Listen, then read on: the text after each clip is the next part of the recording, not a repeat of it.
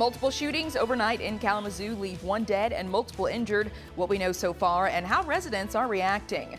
Plus, the death toll continues to rise in Texas after flash flooding. The latest updates as the search continues for those still missing.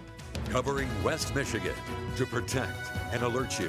This is News Channel 3, live at 11.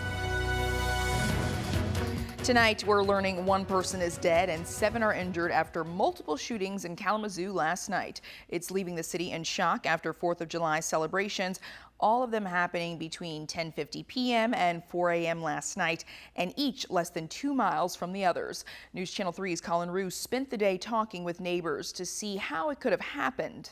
I love this town. I'm worried, for anyone and everyone. Longtime Kalamazoo resident Gerald Walden is worried for the city's future. He lives near Center Street on the east side, the site of the second of 4 shootings in which a man was struck by a stray bullet. According to the Department of Public Safety, the first happened just before 11 on the 1300 block of Crom Street, where a 15-year-old boy was critically injured and 2 others hurt.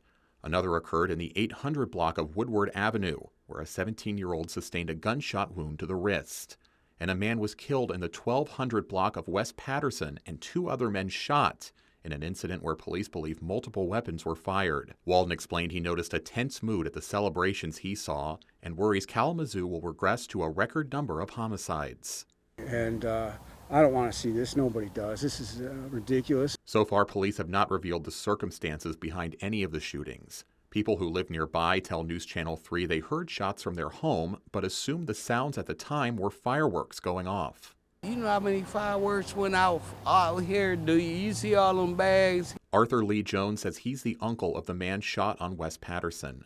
He said he spent the entire evening at home and didn't get the news his nephew died until the morning. Those nearby described it as a block party with crowded streets and that people scattered when the shots were fired. Jones had a plea for the entire city after his family's tragedy. Stop the gun violence. You know what? Make it make sense. In Kalamazoo, Colin Roos, News Channel 3. There was also a shooting in Battle Creek overnight that left 2 people in the hospital. Police say they responded to the 200 block of Hubbard Street just after midnight after hearing multiple gunshots. On the scene, they found a 25-year-old Charlotte man with several gunshot wounds. He was taken to the hospital where he remains in critical condition.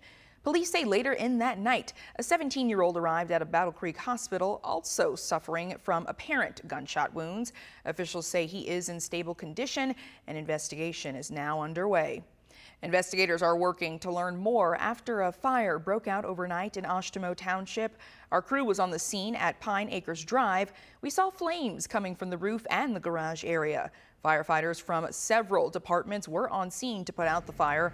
Further details about the fire, including the cause or any injuries, are unknown at this time. We'll keep you updated on air and online as we learn more. Taking a live look now over downtown Kalamazoo on this holiday weekend.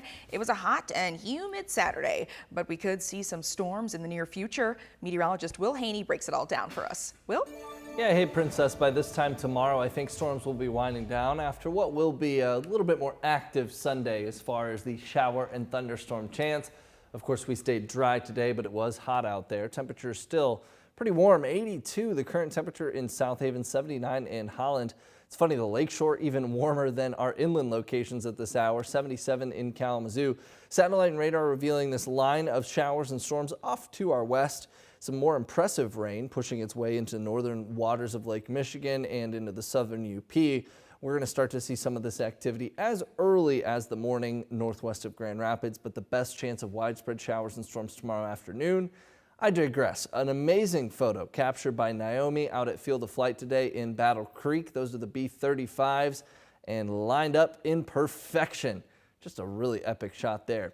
Temperatures and heat index have pretty much balanced out at this hour, which is not shocking now that that sun is down. We're hitting highs in the low 90s though today, and it was the 6th day at or above 90 so far this summer in Kalamazoo. So yeah, here's your weather snapshots for tomorrow. We'll see lower to mid 80s during the afternoon, but you can start to see by around lunchtime some showers and storms farther north, and then that chance pushes farther south by around 3-4 o'clock. We'll time that out hour by hour and also look ahead to another chance of storms in your 7-day coming up in minutes. Princess. Authorities say the death toll in the catastrophic flooding in Texas has risen to at least 51, including 15 children. The urgent search continues for the missing, including children from a girls' camp. Texas Governor Greg Abbott signed a federal disaster declaration and added 6 more counties to expand assistance to other hard-hit areas. Jay Avila has more from Texas. That's right. The state's governor and the top emergency management official say this operation going on now will continue to move more and more from rescue to one of recovery. We will be relentless in going after and ensuring that we locate every single person who's been a victim of this flooding event.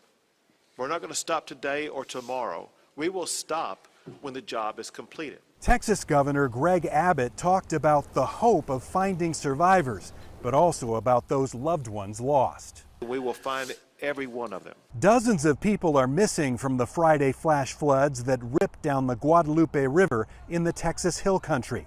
Among the missing, 27 girls from one summer camp. This tragic situation is something that is unprecedented. The destructive, fast-moving waters rose 26 feet in just 45 minutes, washing away cars, campers, and homes. I continue to ask everyone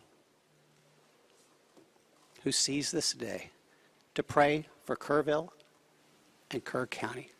As rescue and recovery efforts continue tomorrow, there are growing chances that heavy rain will once again hit this area. Reporting from Kerrville, Texas, I'm Jay Avila. A man with active warrants was arrested on the 4th of July after investigators say he threw pipe bombs at deputies during a standoff. This all took place at a home on Kalamazoo Street that is just west of Kendall, which is near Gobles in Van Buren County. This is a map laying out that area. Van Buren County Sheriff Daniel Abbott says the man barricaded himself inside an RV. Officials say the standoff escalated as the man threw pipe bombs at police. The sheriff says his team fired tear gas at the man, and then a bit later, officials say the man tried coming out of the RV. That's when he was taken down by deputies. End up shooting him with our less lethal gun. The subject right after that end up getting taken into custody with nobody losing their life. All the officers are walking away today because of, the intense training that our SWAT team goes through. Now we're still working to learn what the original warrant was for. Sheriff Abbott says the man is being held at the Van Buren County Jail. We're getting new details tonight about a shooting in a Detroit park that left 2 people dead, including a 4-year-old. Police say 2 teens have been charged with murder in connection to that shooting. It happened last Friday around 6:30 in the evening at a Detroit playground. A 4-year-old and an 18-year-old were killed. A 17-year-old was also injured. Now, an 18-year-old and a 19-year-old have been charged. Wayne County prosecutors allege that the shooting transpired from an earlier altercation on a bus. Authorities say the 18-year-old is accused of firing at people in the park that he thought were previously involved in the bus altercation. The 2 were later arrested on Wednesday. We're getting new video tonight on a house explosion in Detroit. It happened just before 4 p.m. in a neighborhood near I-94. Fire officials say 1 person was injured in the explosion and that the homes directly to the left and the right of the house where the explosion occurred suffered some serious damage. No one was inside those homes at the time of the explosion, but crews say all 3 homes are now uninhabitable. It's unknown right now what caused the explosion. Many people hit the beach or the pool for the holiday weekend in order to beat the heat. With the sun and the humidity, many Michiganders felt temperatures in the 90s. Our team swung by the kick pool in Kalamazoo to see how the West Michigan residents are working to stay cool. Yeah, we're just here beating the heat, taking a little swim and just enjoying summer. It's the only 50-meter pool around here. The temperature's great, the water's clean, the lifeguards are great. It's a wonderful place. Do you go anywhere else like to swim or do any other kind of water stuff? We do at home. We do like water balloons and stuff. Yeah, and then just hang out in various indoor areas. Go to the air zoo. Going to the forest actually helps a lot. So in the shade. It's a little windy and kind of cools us down. Coming up, measles cases have hit a record high across the nation. We have the latest data from health officials. Plus, we're going to take a look at a type of battery that's causing doctors to sound the alarm. And we're looking ahead to storm chances for tomorrow, plus an interesting look at Lake Michigan water levels and how they compare to 5 years ago this month.